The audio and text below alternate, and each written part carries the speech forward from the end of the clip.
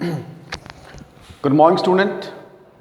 Today we will discuss the topic insolvency of the drawer. The topic is insolvency of the bill. Insolvency of the bill. Right? And let me start the illustration number 23. So student, we will start illustration number 23 and chapter 14. In this question, on the 1st Jan 2019, Somesh accepted a bill drawn by Subhash for 4,000. तो राजे इसमें एक party आपकी सुभाष है. सुभाष, हम सुभाष की books बनाने जा रहे हैं. ठीक है जी. तो सुभाष ने बिल लिखा है सोमेश के ऊपर. तो राजे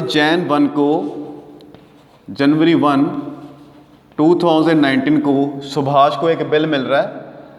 तो हम एंट्री कर रहे हैं bill receivable account debit to Somesh.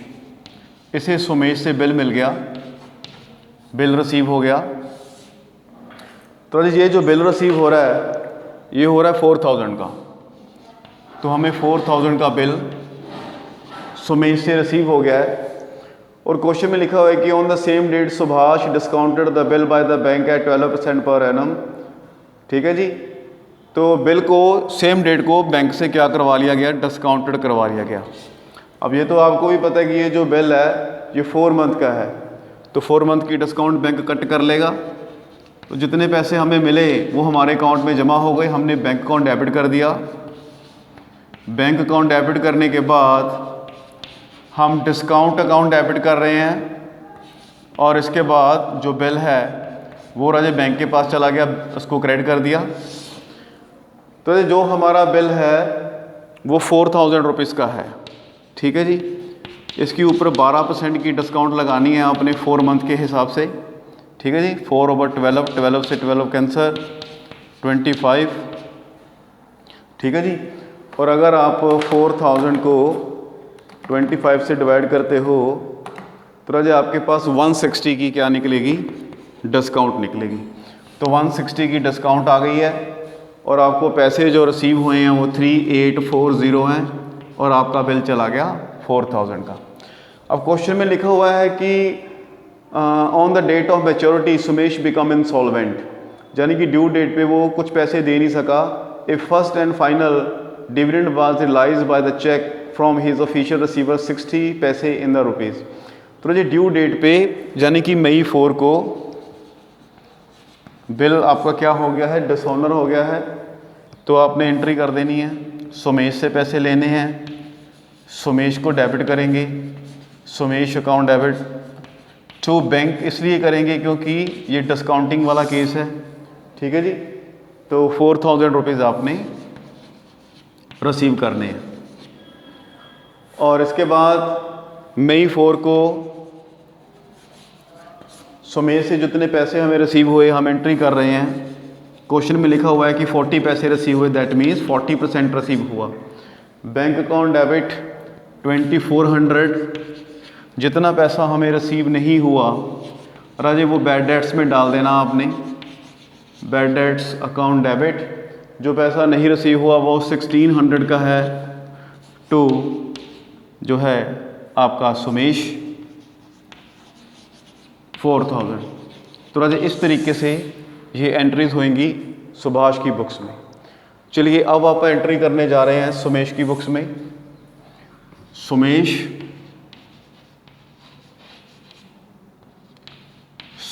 Books. तो राजे सोमेश ने सबसे पहले सुभाष को बिल दिया है. तो आप एंट्री करेंगे सुभाष अकाउंट डेबिट, क्योंकि वो रिसीवर है और हमारे पास से एक डॉक्यूमेंट चला गया लेकिन पैसे देने पेंडिंग है. तो bills payable as a liability credit है और Subhash as a receiver debit है. तो Jan 1 को हमने 4,000 का बिल दिया. ठीक है जी, 4000 का बिल दे दिया है। ठीक है जी, अब हुआ क्या कि मई 4 को ये बिल डिसऑनर हो गया। मई 4 को ये बिल डिसऑनर हो गया तो एंट्री रिवर्स हो जाएगी। जो बिल्स पेएबल अकाउंट है उसको आप डेबिट कर दोगे 4000 से, और जो सुभाष है उसको आप क्रेडिट कर दोगे 4000 से। अब मई 4 को सुभाष ने जो पैसे दिए उसकी एंट्री करेंगे। सुमेश ने जो पैसे दिए, सुभाष अकाउंट डेबिट करोगे 4000 से। इसने 60,000 दिए, 60% दिया है। जो 60% है 2400 बनता है। जितने पैसे इसने नहीं दिए वो इसके लिए बेनिफिट है, उसको हम डेफिशिएंसी में ट्रांसफ़र करेंगे, डेफिशिएंसी अकाउंट में। ठीक है जी, तो ये है आपकी सुमेश की बुक्स।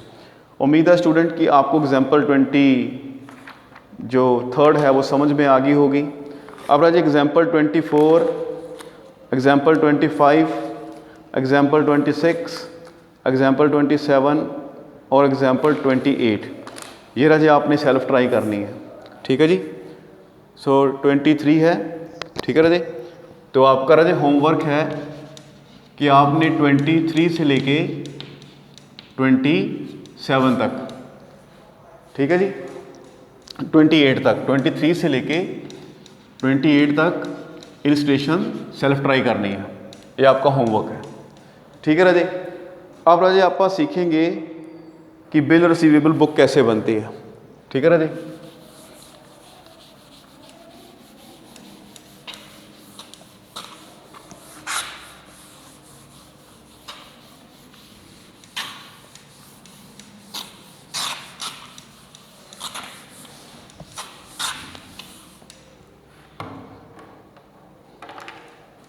अब राजे आप बुक्स बनानी सीखेंगे कि बिल्स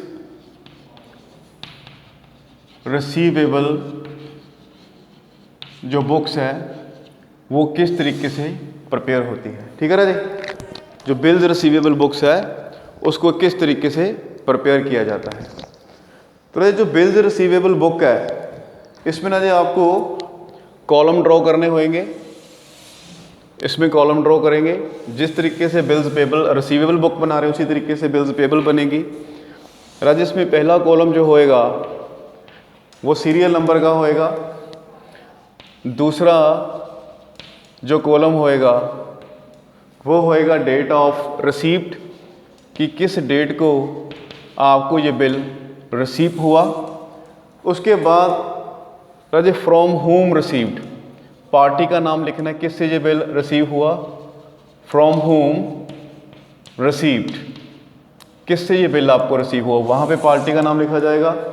राजे पार्टी के बाद जो बिल के ऊपर डेट लिखी हुई है, जिस डेट को बिल लिखा गया वो डेट ऑफ बिल होएगी, date of bill, date of bill लिखी जाएगी। इसके बाद पीरियड, कितने महीने का ये बिल है, 2 महीने का है, 3 महीने का है, वो पीरियड का कॉलम बनाया जाएगा। और पीरियड के कॉलम के बाद जी ड्यू डेट निकाली जाएगी। इसके बाद निकाली जाएगी ड्यू डेट। इसके बाद एलएफ का कॉलम होएगा। ठीक है जी, बात समझ आ रही है आपको। और लास्ट में हम कॉलम बनाएंगे अमाउंट का, लास्ट में हम कॉलम बनाएंगे अमाउंट का। तो राजी मेरे पास इलस्ट्रेशन है 29 इलस्ट्रेशन डिस्कस करने जा रहे हैं। इसमें जी लिखा हुआ है कि April 1 received an acceptance of ₹2000 from Preeti. ठीक है जी, तो डेट जो है इसमें अप्रैल 1 की है, अप्रैल 1 की 1/4/2019।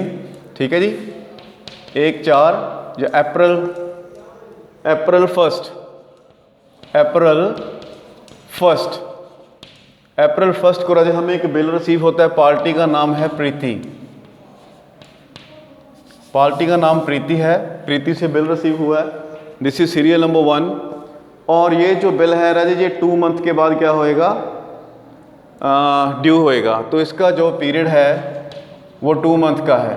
तो आपको 2 मंथ निकालने पड़ेंगे। कितने बनेंगे, 1/4 से लेके 1/5, एक 5 से एक 6, ठीक है जी, और एक 6 में 3 दिन और जोड़ दीजिए तो 4/6/019, 4/6/019 इसकी बनती है ड्यू डेट, ठीक है ना जी। और बिल का अमाउंट है वो 2000, तो आपने ड्यू डेट ही निकालनी है इसमें बेसिकली। इसके बाद सेकंड आपको राजे एक बिल रिसीव हो रहा है योगिता से 1500 रुपये का अप्रैल 15 को, अप्रैल 15 को योगिता से बिल रिसीव हो रहा है, योगिता से बिल रिसीव हो रहा है, ठीक है जी, योगिता से बिल रिसीव हो रहा है। और ये जो बिल है 30 डेज़ का है, ये बिल है 30 डेज़ का। तो जिस डेट को आपने ये बिल रिसीव किया 15 अप्रैल से 30 डेज़ आपको आगे चलने पड़ेंगे। तो जो ड्यू डेट बनेगी वो 18 मई बनेगी, ठीक है, 3 दिन आपको ग्रेस के जोड़ने हैं। और यहाँ पे अमाउंट है इसका 1500। उसके बाद अजय थर्ड आपको एक तीसरा बिल रिसीव हो रहा है 1800 का, 1 मंथ का, ठीक है, लता से रिसीव हो रहा है, पर उसने एक्सेप्ट कब किया, अप्रैल 20 को। तो अजय जो पहले डेट ऑफ रिसीप्ट है उसमें हम अप्रैल 20 डालेंगे, ठीक है जी, अप्रैल 20। पर जो बिल लिखा गया वो 18 तारीख को लिखा गया था, तो डेट ऑफ द बिल 18 है और आपको लता से रिसीव हुआ है। और इसका जो पीरियड है राजे वो 1 मंथ का है, तो 1 महीना आपने आगे चलना है। तो आपको डेट ऑफ रिसीप्ट से चलना है, अप्रैल 20 से मई 20, ठीक है जी। और इसमें 3 दिन आपको और जोड़ देने हैं, ठीक है जी। अप्रैल से आगे चलना है, अप्रैल 20 से अप्रैल 20 अप्रैल से 20 मई, तो 3 दिन और जोड़ दीजिए, ठीक है। तो इधर आप बनाओगे 23 ऑफ मई इसकी ड्यू डेट, और बिल की जो अमाउंट है वो बनती है 1800, ठीक है जी, करेक्ट। इसके बाद आपको जो 4th बिल रिसीव हो रहा है वो रिसीव हो रहा है गीता से, 4th बिल रिसीव हो रहा है आपको गीता से। और गीता से जो बिल रिसीव हो रहा है वो अप्रैल 25 को हो रहा है, अप्रैल 25, ठीक है जी। इसकी डेट ऑफ रिसीप्ट और जो बिल की डेट है, रिसीप्ट और जो डेट ऑफ बिल वो सेम है। ये बिल 45 डेज़ का है, ये बिल है 45 डेज़ का। तो आपने अप्रैल 25 से 45 डेज़ कैलकुलेट करने हैं, तो आपको 12 जून की जो ड्यू डेट निकलती है इसकी, ठीक है जी, इसका अमाउंट है 2400 का, 2400 का।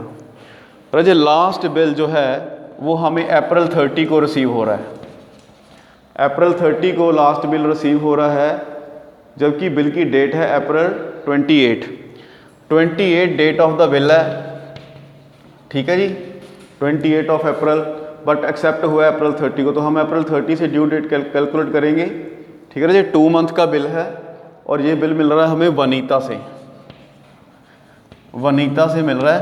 तो अप्रैल 30 से हमने इसका ड्यू डेट निकालनी है, 2 मंथ का पीरियड है इसका, ठीक है जी। तो अप्रैल 30 से मई 30, मई 30 से मई जून, ठीक है जी। उसके बाद 3 दिन और जोड़ दीजिए इसमें, ठीक है जी। तो इसकी जो डेट आ रही है 1 जुलाई 2019 आ रही है, ठीक है जी।